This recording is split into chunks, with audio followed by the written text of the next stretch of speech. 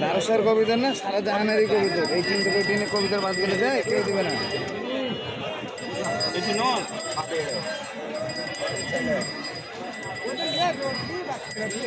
ধরা নাকি ভাই বন্ধুরা, বিস্কুট কালারটা মাঝে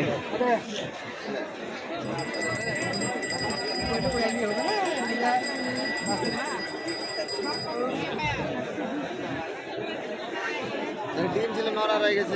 রাজমিস্ত্রি কাজ থেকে এসে দেখছি না, ডিম ছিল।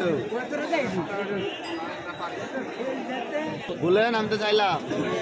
কত দাম চাইলেন? একদম 300 টাকা লাগবে, এরকম হবে না। একদম 300 টাকা লাগবে। 200 টাকা হলে কখন যদি আসে। ভাই এই কবিতার দামটা 300 টাকা চাইছে।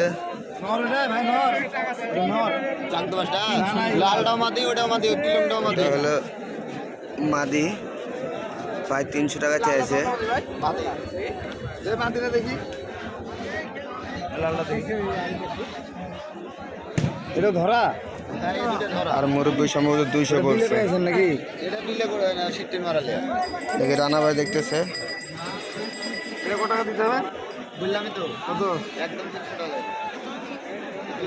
এটা একদম বলে দিয়েছে 300 টাকা। কবিতার গেটআপটা সুন্দর, দেখতেও সুন্দর, কালারটা সুন্দর আছে। আসলে আজকের হাটটা দেখেন, মানে সেরকম খুব একটা জমি নেই। আজকে আবার কাকনের হাট আছে তো ওদিকে, তো ওদিকে অনেকে চলে যায় আর কি। তো এই জন্য মনে হয় হাটে তো কম, বেচা কেনাও কম।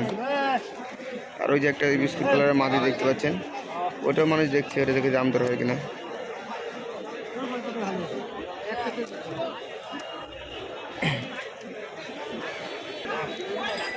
মুরব্বীরা 250 পর্যন্ত বলছে কবিতাটা, তো ভাই বলছে 300 টাকার নিচে ছাড়বে না। তো দেখা যাক শেষ পর্যন্ত কি হয়।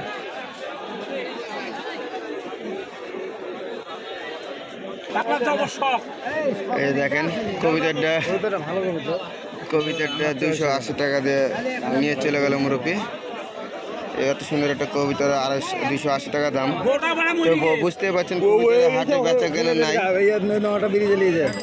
সেরকম, দামও কম। আপনারা যদি কেউ নিতে চান হাটে আসবেন,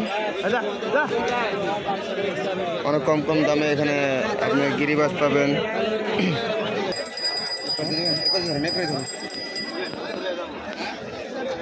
আপনাদেরকে এই লাল গড়েরটা দেখাই, লাল গড়েরটা দেখাচ্ছিলাম, বান্দা আছে। তো ভাইয়ের, এটা হলো রাজীব ভাইয়ের কবিতা। রাজীব ভাইয়ের পাশের বাসারই ছিল, তো ভাই দেখতে পেয়ে হাট থেকে নিয়ে নিয়েছে।